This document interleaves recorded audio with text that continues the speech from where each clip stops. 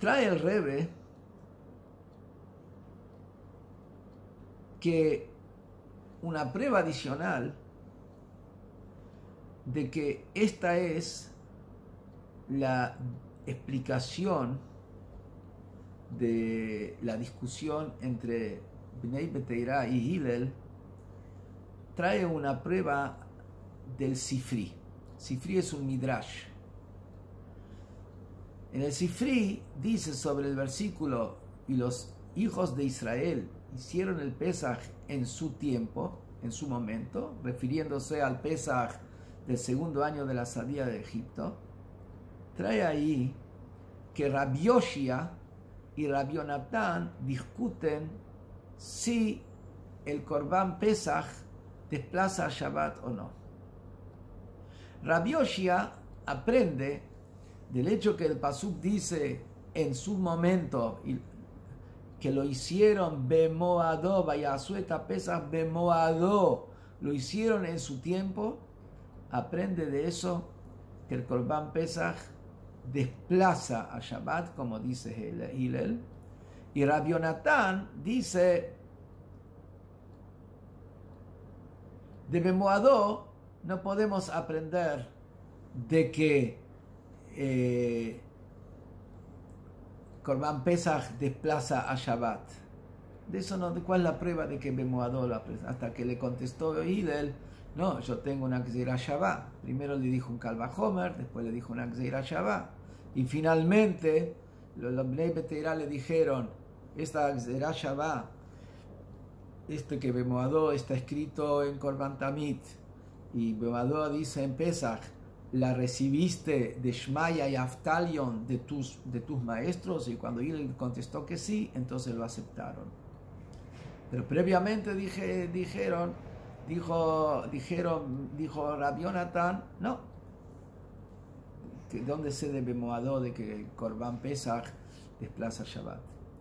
Y siendo que este punto, que yo tengo el dilema o el planteo, ¿qué es lo que se impone? ¿Qué es lo que define? Define la parte individual, define el detalle o define lo comunitario y define lo global. Cuando en una cosa tengo ambas posiciones, ¿cuál es la más importante? ¿La individual, el detalle o la comunitaria, la global? Y dice el Rebbe que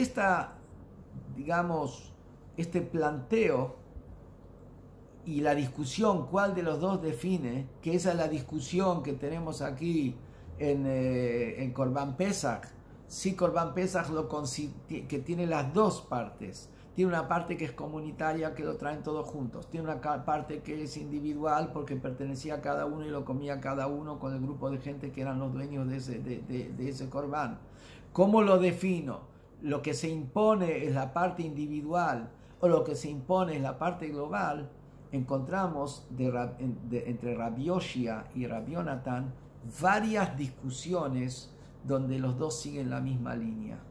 Donde Rabbi Yoshia dice que lo que define es lo global y Rabbi Yonatán dice que lo que define es lo individual. Por eso Rabbi Yoshia opina que Korban Pesach es un sacrificio comunitario, mientras que Rabbi Yonatán opina que Korban Pesach es un sacrificio individual y no desplaza el Shabbat. Pero como vamos a ver en varios lugares del Shas, del Talmud, que Rabbi Yonatán y Rabbi Yoshia discuten sobre qué es lo que se impone, lo global o lo individual, de eso mismo tenemos una prueba adicional, que la discusión si Korban Pesach desplaza el Shabbat o no desplaza el Shabbat tiene que ver con que es una ofrenda tzibur, comunitaria, o una ofrenda individual, y no tiene que ver con el tema si es su tiempo fijo.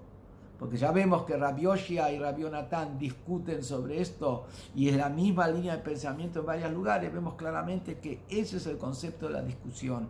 Si se lo considera el Korban Pesach como global, comunitario, o se lo considera como un corbán individual. Ahora el Rebbe va a traer varios ejemplos donde vemos que Rabbi Yoshia y Rabbi Yonatan van en esta línea.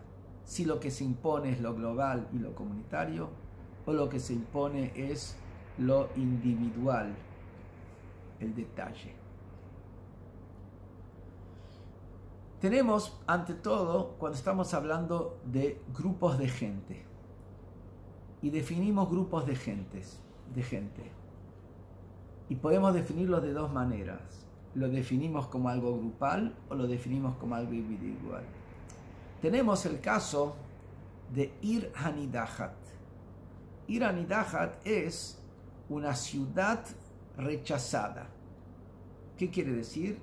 Es una ciudad donde transgredieron, la gente de la ciudad transgredió idolatría, y ahí hay que matar a todos los miembros de la ciudad, pasarlos por las armas, pasarlos por sable, tienen pena capital por sable, y hay que destruir y quemar toda la ciudad. Ir Hanidahat, una ciudad así rechazada, que se destruye totalmente, hay una prohibición de reconstruirla eternamente, es una ley muy, muy, muy específica y muy especial, las dos cosas. Y ahí encontramos que hay una discusión entre Rabbi Yoshia y Rabbi Yonatan. ¿Cuánta es la cantidad de habitantes que tiene que tener el Ir Hanidahat? Otros dicen que la discusión es cuánto es la cantidad de gente que hicieron idolatría en una Ir Hanidahat así, ¿no? Dice, Rabbi Yoshia opina de que tiene que haber entre 10 y 100 habitantes para considerarlo Ir Hanidahat. Menos de 10 habitantes son individuos que hicieron idolatría y no se destruye la ciudad, y se le da una pena realmente más fuerte, que sería skilá, lapidación. Más de 100 también ya deja de ser, como vamos a ver enseguida, un Ir Hanidahat, y también pasa a recibir por lapidación, pero no se destruye la ciudad. Rabbi Yonatan dice que no, que la cantidad de gente, de habitantes que tiene que tener el Ir Hanidahat, la ciudad esta rechazada, es entre 100 hasta la mayoría de una tribu. De 100 habitantes a la mayoría de una tribu. ¿Por qué justamente tenemos el mínimo y el máximo? Tope mínimo, tope máximo, tanto de acuerdo a Rabbi Yoshia como de acuerdo a Rabbi Yonatan. Y lo explica Rashi. Rashi explica que de acuerdo a Rabbi Yoshia, que dice un mínimo de 10, porque menos de 10 no es una ciudad. Pero también más de 100 tampoco no es una ciudad. Ya es un tzibur.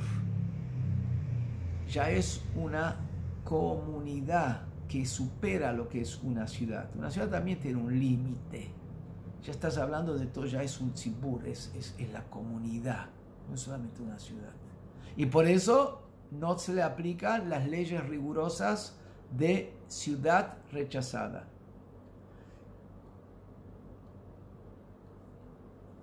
Mientras que Rabbi Yonatan sostiene que menos de 100 no es una ciudad.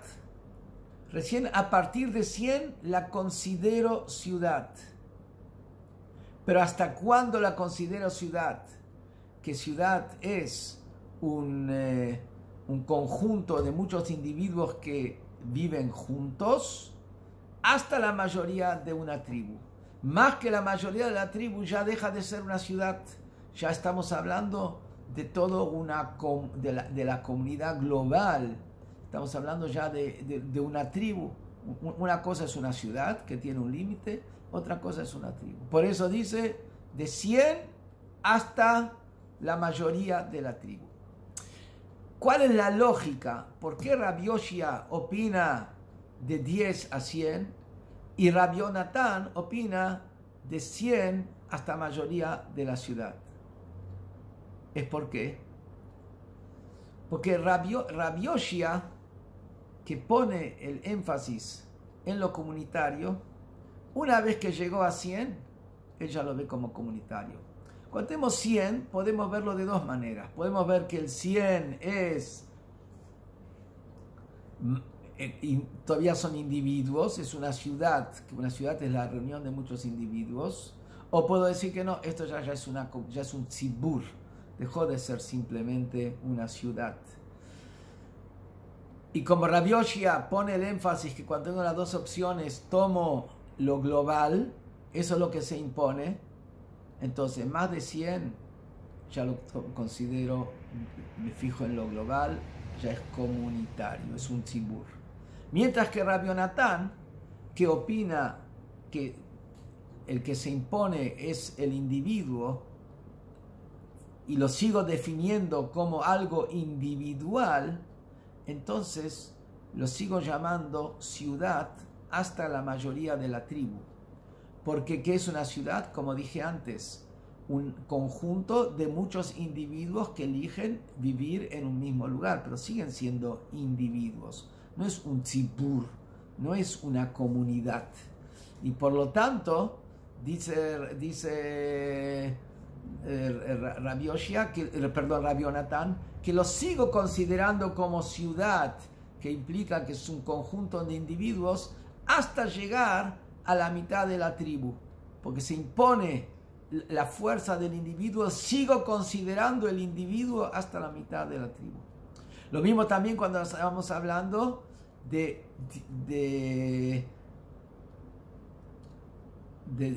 10 a 100. Rabbi Yonatan, como le da la fuerza al individuo, de 10 a 100 dice, estos son totalmente particulares e individuales. Acá directamente no veo lo comunitario, no veo siquiera para llamarlo como una ciudad. Mientras que Rabbi Yoshia, como Rabbi Yoshia le da fuerza a lo que es comunitario y global, ya una vez que llegamos a 10, ya ve la globalidad de la cosa y lo considera una ciudad. Entonces ahí tenemos un ejemplo donde están las dos opciones y lo que de acuerdo a Rabbi Yoshia se impone lo comunitario y de acuerdo a Rabbi Yonatan lo que se impone es el individuo. Lo mismo tenemos otra ley. Tenemos una ley de la persona que hace la grave transgresión de maldecir a su padre y a su madre. ¿Qué dice el pasuk? El pasuk dice, Ish ashir yekalel et aviv ve'et imo. Hombre, que si todo hombre, que maldiga a su padre y a su madre, y después termina diciendo de que merece pena de muerte. Y acá también la pregunta es, cuando dice el texto a su padre y a su madre, ¿a qué se refiere? Se refiere cuando maldiga a los dos, porque dice a su padre, et aviv et imo, a su padre y a su madre. Para merecer pena de muerte, ¿tiene que maldecir a los dos? O si maldice a uno de los dos, también ya merece pena de muerte. Y pregunta el Talmud, ¿de dónde sabemos que si maldice al padre sin maldecir a la madre, o maldice a la madre sin maldecir al padre, también merece pena de muerte por ellos individualmente?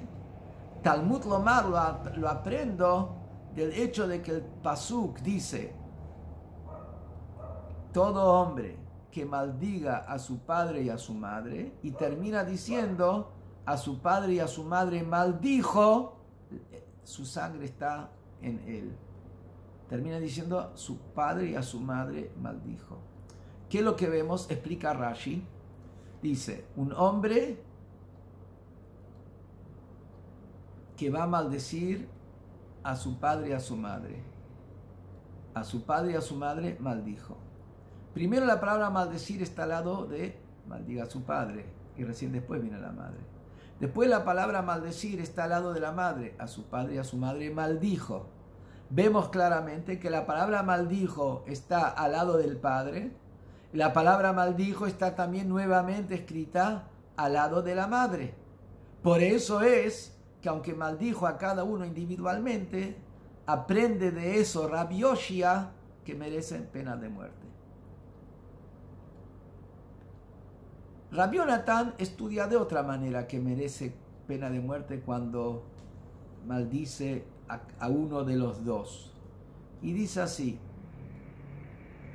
el texto, cuando dice un hombre cuando maldiga a su padre y a su madre, puedo decir ambos juntos, puedo decir cada uno individualmente. Pero aprende Rabbi Yonatan de otros lugares que cuando el pasuk quiere decir los dos en conjunto, dice la palabra yagdav, los dos en conjunto. Por ejemplo, cuando dice lo tachrosh beshol bajamor yagdav, no ares con un toro y un burro, los dos en conjunto. Entonces, ¿qué me enfatiza el versículo? Los dos en conjunto. Si no, podría haber dicho no ares con un toro primero, con el burro después. Y acá dice no. Como el pasuk dice, especifica en conjunto, que sí, cuando quiere decir que es en conjunto, el versículo aclara que es en conjunto. Entonces, Rabbi Yonatan tiene otra manera de aprender de que el que maldice al padre y aparte o individualmente a uno de los dos, al padre o a la madre, merece pena de muerte. Lo dice simplemente por el hecho que el pasuk no dice los dos en conjunto, automáticamente es cada uno individual. Y vemos acá también que la necesidad de cómo cada uno estudia, de dónde aprende Rabbi Yoshia y de dónde aprende Rabbi Yonatan, depende de la visión de Rabbi Yoshia y Rabbi Yonatan en qué es lo que yo miro. Si miro lo global o miro lo individual. Rabbi Yoshia sostiene que hay que mirar lo global. ¿Por qué? Padre y madre, cada uno es uno por sí mismo. Pero padre y madre, los dos son un conjunto. Los dos son los progenitores de este hombre que los maldijo. Por lo tanto, como tengo la opción de verlo los dos en conjunto, porque son los dos en conjunto, son los que lo gestaron a este hombre, o lo puedo ver a cada uno individualmente, ¿qué es lo que se impone? De acuerdo a Rabbi Yoshia, se impone lo global, lo que los dos son en conjunto. Entonces, si no hubiera sido que el pasuk viene y me aclara bien, nuevamente dice, a su padre y a su madre maldijo, que dice la palabra maldijo al lado de la madre, y al principio dice que Kalel Aviv va a maldecir a su padre, si no es que el pasuk me lo aclaraba, yo hubiera dicho que tiene que maldecir a los dos en conjunto. ¿Por qué? Porque cuando hay una situación de global o una situación individual, yo me vuelco por lo global. Entonces, por eso necesita aprenderlo de un texto específico que los separa. Mientras que Rabbi Yonatan dice no, es al revés. Si yo no tengo un texto que me diga tienen que estar en conjunto, Yagdav, automáticamente digo que cada uno es individual. Por más que los dos son los progenitores, por más que los dos en conjunto lo tuvieron, pero en la práctica también cada uno es uno individual. Y por eso, como Rabbi Yonatan pone el énfasis en lo individual, dice Rabbi Yonatan que el texto es simple. Cuando maldiga al padre y a la madre, separado el padre de la madre. Encontramos, entonces ya vamos ahora, tenemos un ejemplo del Korban Pesach, donde es la discusión sobre si vamos por lo global, lo definimos como global, comunitario, lo definimos como individual. Tenemos un segundo caso, que es el caso de la ciudad desplazada. Sí, cómo defino ciudad y cómo defino comunidad, la discusión entre Rabbi Yonatan y Rabbi Yoshia. Tercer caso tenemos el que maldice al padre y a la madre. Y ahora vamos a un cuarto caso, pero este cuarto caso es que cuando es en sacrificios, en ofrendas, en cosas sagradas del Bet HaMikdash. Y ahí encontramos que hay una discusión sobre el tema de Olat Of. Olat Of es una ofrenda de un ave.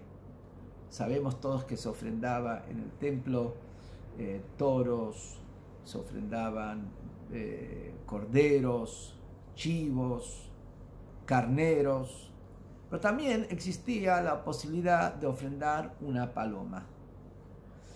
Y la paloma se podía ofrendar como hatat, que eso era si una persona pecó, y hay pecados donde va de acuerdo a la posibilidad económica, no tiene la capacidad de pagar por un animal, la res, trae una paloma, o si hizo una promesa, o hay cierto tipo de casos donde hay que traer un ave que es olá. Olá quiere decir que es holocausto, que se lo quema totalmente sobre el altar. Y encontramos nosotros que con respecto a cuando se trae un ave al altar, hay todo un análisis si a ese olá le tiene que acompañar vino que se vierta sobre el altar. Eso se llama nesajim. En Parshat Shelach, que es la Parsha, si Dios quiere, de la otra semana, ahí vamos a ver el pasuk donde dice que cuando lleguen ustedes a la tierra de Israel, entonces si una van a hacer una ofrenda de olá, una ofrenda que es un holocausto que se quema total sobre el altar, o zebach, vamos a ver qué es zebach, por una promesa que hicieron o por la festividad, y lo van a hacer para hacer una satisfacción para Hashem, del bakar, que es ganado vacuno, o min hatzon, del ganado ovino. Así dice el pasuk. En ese momento van a traer esas ofrendas. Nos enseña el pasuk que hay que traerla y venir acompañado de una torta, pero acá la novedad esencial es que también tiene que ir acompañado de una ofrenda de vino, una libación de vino nesajim, que se volcaba ese vino nesajim sobre el altar. Entonces acá nos dice la Gemara que había que traer, el pasuk dice que se trae algo para una satisfacción de Hashem del ganado vacuno o del ganado ovino. Y pregunta el Talmud, ¿qué me viene a enseñar cuando dice del ganado vacuno o del ganado ovino? ¿Para qué me lo dice? Ya dice claramente, o la ozebach, neder, nedavá, etcétera, de lo que cada cosa es. Y ya dijo en Parshat Vayikra de qué se trae cada ofrenda, de cuáles son los animales. ¿Por qué me viene a decir acá, agregar del ganado vacuno, del ganado ovino? Entonces viene y sigue diciendo la Gemara, como el texto dice, cuando la persona va a traer una ofrenda de un olá, un holocausto, yo puedo pensar que esto incluye también olat of, una paloma holocausto, una paloma que trae no solamente cordero o toro o carnero, sino una paloma. Y hubiera yo pensado que cuando se trae una paloma al altar como olá, como ofrenda, también hay que traer acompañado de vino que se vierta sobre el altar de Nesajim. Así hubiera pensado, porque dice simplemente cuando traiga un olá. Olá incluye todos los olá. También olat of, también un ave. Por eso Talmud Lomar viene el versículo y me dice al final, no, que esto es solamente del vacuno o del ovino. Minabakaru minatzon. Así dice Rabbi Yoshia. Rabbi Yoshia dice que lo que dice al final del ovino y del vacuno es para enseñarnos que una olá de un ave no tiene que traer acompañado vino. Rabbi Yonatán discute y dice, no, yo no necesito estas palabras del final del texto que me dice del vacuno o del ovino, mina bakar o minatzón. No necesito, ¿por qué? Porque ¿cómo empieza el pasuk diciendo?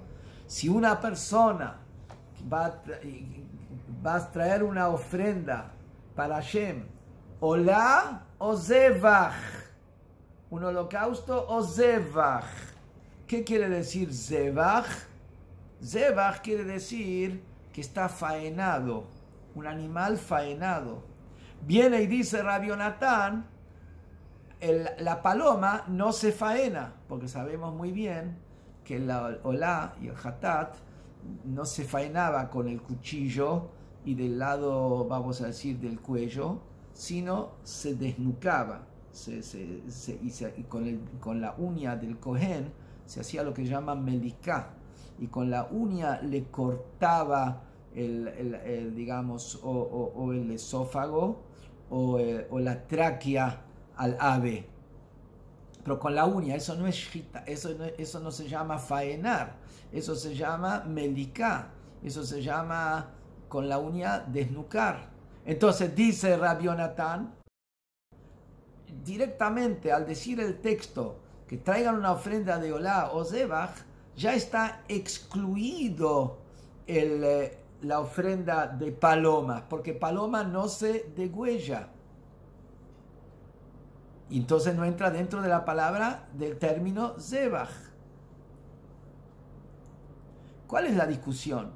¿Por qué Rabbi Yoshia necesita aprender para excluir el ave de las palabras minabakar o minatzón, mientras que Rabbi Yonatán dice que no hace falta excluirlo de ahí porque está excluido con las palabras zebach, que quiere decir faena? La diferencia es la siguiente. La palabra zebach, que quiere decir algo faenado, puede traducirse en términos globales. Todo tipo de faena. ¿Qué quiere decir? También cuando faenamos el animal a través de cortarle la tráquea o cortarle el esófago con la uña, también eso se considera un tipo de faena. Mlikato zuishitato. El cortarlo ahí con la uña sería el mismo concepto de la shchita, de degollarlo con el cuchillo. Entonces, cuando dice la palabra zebach, yo puedo ver zebach de dos maneras. Puedo traducir zebach que engloba todo tipo de manera como se faena un animal, que incluye también con la uña, entonces eso también incluye un ave. Por lo tanto, de la palabra zebach no hubiera excluido el ave, porque zebach también me incluye melicá, porque yo me fijo la traducción global de la palabra. Mientras que Rabbi Yonatán dice que no, que cuando yo tengo también la manera de traducir una palabra de manera puntual, individual y no de manera global, me vuelco por la interpretación individual. Entonces la palabra zebach la traduzco como es literal, que es degollar con un cuchillo. Y melicá no está incluido dentro de zebijá. Y por lo tanto, automáticamente al decir el pasuk zebach, ya me está excluyendo al olat of. Entonces vemos ahí también cómo en la interpretación de una palabra en Kochim, en lo que tiene que ver con ofrendas sagradas, tenemos las dos opciones: o tomar la globalidad de lo que quiere decir el texto, o tomar lo específico individual que puede querer decir el texto. Y sigue la misma línea, que Rabbi Yoshia se vuelca por lo global, lo que en el caso de Corban Pesach es lo comunitario, y Rabbi Yonatán se vuelca por lo específico, lo individual, que el caso de Corban Pesach sería considerar la parte privada, individual de esta ofrenda. Después, en tema económico, En tema económico también vemos algo similar, una discusión similar. Que sí, algo que tiene que ver con dinero, no económico, algo que tiene que ver con dinero. Que es que cuando una persona había prometido, por ejemplo, un animal para el santuario, para hacer los arreglos del santuario, no para ofrendarlo, sino para hacer los arreglos del santuario, se llama Bedek Bait, y después esa persona venía y rescataba el animal, pagaba al Bet HaMikdash el valor de ese animal, se quedaba con el animal y el Bet HaMikdash lo que utilizaba el dinero para poder hacer los arreglos que tiene que hacer en el Bet HaMikdash. Y la ley es que si un ajeno viene y compra ese animal, paga el valor del animal. Si el propio dueño que lo donó es el que vuelve a recomprar el animal, tiene que agregar un quinto. Así dice el texto bíblico, Veyasav Hamishito Alaf. Cuando él lo va a rescatar, tiene que agregarle un quinto. Ahora viene la pregunta, ¿cómo se calcula ese quinto? Ahí también tenemos una discusión entre Rabbi Yoshia y Rabbi Yonatan. Rabbi Yoshia dice que el quinto es parte de todo lo que paga. O sea, cuando él va a pagar, ese quinto que le agregó es parte de todo su pago. ¿Qué quiere decir? Se toma el capital, cuánto valía el animal, por ejemplo, valía 100 pesos el animal, se lo divide por 4, se agrega uno de esos 4, serían 25 pesos, se le agrega 25 pesos a los 100 pesos, paga 125.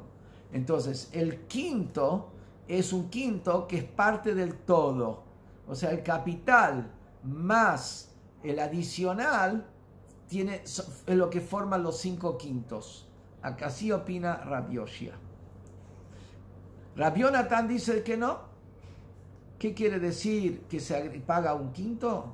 Un quinto además del capital. Es decir, si el capital era 100, un quinto de 100 es 20, se paga 120.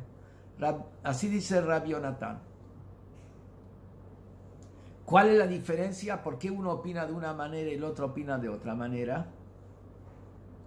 En realidad, capital y el adicional son dos cosas diferentes. El pago central de lo que uno está pagando por el animal, por rescatar el animal, es el capital. El quinto, el 20%, el quinto adicional, que es como el Rambam me explica, que es para que la persona, no, como él lo está comprando y por ahí no va a pagar lo que tiene que pagar, de alguna manera, como él lo donó, entonces él ya le pone el precio que él quiere, si igual la donación la hizo él. Entonces, si todo es donado, y si es donado, entonces va a bajar, va a tratar de no pagar el precio que corresponde. Así explica el Rambam. Por eso la Torá dice que tiene que agregar a lo que paga para estar seguro de que el templo no se vea damnificado en nada, porque él de alguna manera va a tener un interés personal y va a distorsionar el valor del animal. Pero como sea, por un lado, el quinto es un adicional al capital, son dos cosas diferentes. Pero por el otro lado, tienen un punto en común. Los dos en conjunto son el pago que él tiene que hacer por ese animal. Y en eso está la discusión. Rabbi Yoshia va de acuerdo a su opinión, que es, yo me fijo el conjunto. Cuando yo me fijo el conjunto, busco también juntar las cosas, no separar. Cuando yo miro el conjunto, busco la unión. Entonces, cuando la Torá me dice, tiene que ser pagar un quinto, él lo ve como un quinto que es parte del todo. El quinto es parte del todo. Mientras que Rabbi Yonatan, que él ve, se detiene en el detalle, y como cada detalle está separado de lo otro, entonces para él cuando la Torá dice un quinto, es un quinto separado del capital. Es un quinto sobre el capital. Lo mismo también tenemos otra discusión más en lo que tiene que ver con el factor tiempo. El factor tiempo también hay una discusión entre Rabbi Yoshia y Rabbi Yonatan. Y esto es en el caso de la Egla Arufá. Egla Arufá era la becerra desnucada, que cuando se encontraba una persona en un descampado, muerta, y no se sabía quién la mató, entonces se medía a la ciudad más cercana al cadáver, y los ancianos de esa ciudad tenían que venir y desnucar una becerra ahí en ese lugar, sobre una tierra, un lugar ahí, en un valle que no se va a trabajar y no va a ser sembrado. Ahí tenía que desnucar y tenían que después decir: nuestras manos no derramaron esta sangre. ¿Y qué dice ahí el texto? Que con respecto al valle donde había que desnucar a esta becerra, tenía que ser un valle donde no va a ser trabajado y no va a ser sembrado. Asher lo yabat velo yizarea. Y tenemos una discusión, ¿qué es lo que quiere decir acá cuando dice no va a ser sembrado, no va a ser trabajado? Rabbi Yoshia dice que esto implica que en el pasado nunca se trabajó y nunca va a ser trabajado en el futuro tampoco. Mientras que Rabbi Yonatan dice no, que de ahora en más no se va a trabajar. Lo que pasó en el pasado, no, ya está, no tiene nada que ver. Y como está bien claro, como dice ahí la Gemara, que con respecto al futuro todos dicen que no. La discusión es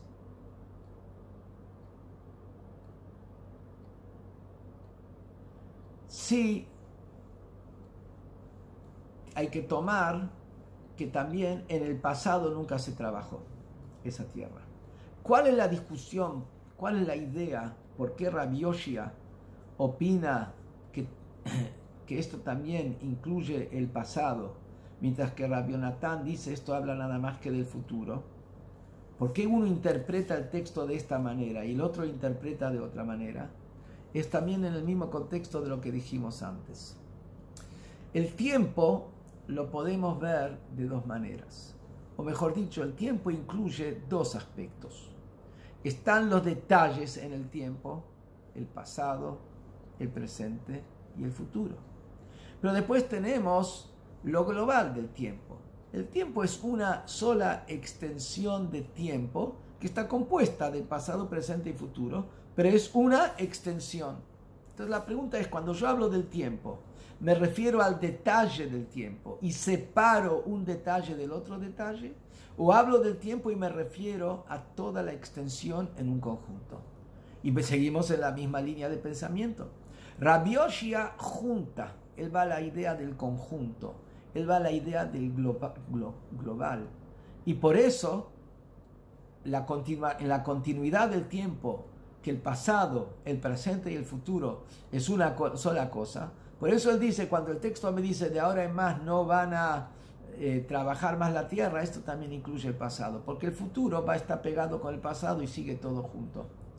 Mientras que Rabbi Yonatan dice que no, cada momento del tiempo, él se fija en el tiempo específico, cada momento es otro tiempo, es otro momento, él separa un pasado, un momento del otro, y por eso acá esto se refiere nada más que al futuro y no al pasado. Pues el Rebbe continúa diciendo que cuando tenemos una discusión de una línea de pensamiento que está en varios lugares, es porque cada lugar tiene una novedad. Porque si la misma línea de pensamiento se aplica a todos los lugares, es suficiente con que en un lugar lo hubiera dicho Rabbi Yoshia lo que opine y Rabbi Yonatan lo que opina, y eso ya se aplica a todos los lugares y todas las situaciones donde podemos buscar lo individual o buscar lo global y vamos a saber cuál es la posición de cada uno. Del hecho que ellos tienen que discutir claramente en cada uno de los casos es porque cada caso tiene su novedad, y también porque yo puede ser que en ese caso no hubiera pensado que en ese caso discuten, o hubiera pensado que la discusión sobre ese caso es otro tema, no tiene que ver, lo que se analiza no tiene que ver con lo global y lo individual. Por eso necesitan venir Rabbi Yoshia y Rabbi Yonatan nuevamente a discutirlo. Pero no voy a entrar en todo esto porque nos vamos a alargar mucho más. Lo pueden ver en la Sijá.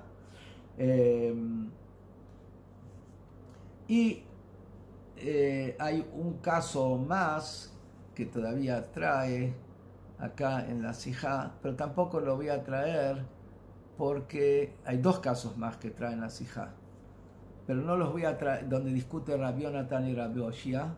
O sea, en total tenemos 8 casos donde ellos discuten y están en la misma línea de pensamiento. Pero no los voy a traer porque nos estamos, alargando demasiado. Ahora, la novedad que tenemos nosotros en la discusión del sacrificio de Pesaj, si lo defino como global, si lo defino como, o sea, comunitario, o lo defino como un sacrificio individual, es diferente de todas las demás discusiones. ¿Por qué? Dijimos antes que todos opinan que el sacrificio de Pesaj tiene ambos componentes. Tiene el componente comunitario y tiene a su vez el componente del individuo. Y por eso podríamos pensar que en este caso Rabbi Yoshia le da la razón a Rabbi Yonatan que esto no es un caso comunitario, porque acá hay un componente individual muy fuerte, es plata del individuo, lo come el individuo después que lo sacrificaron, etc. Y por el otro lado también puede ser que Rabbi Yonatan en este caso le da la razón a Rabbi Yoshia que no es un caso de individuo, ya que vienen todos juntos.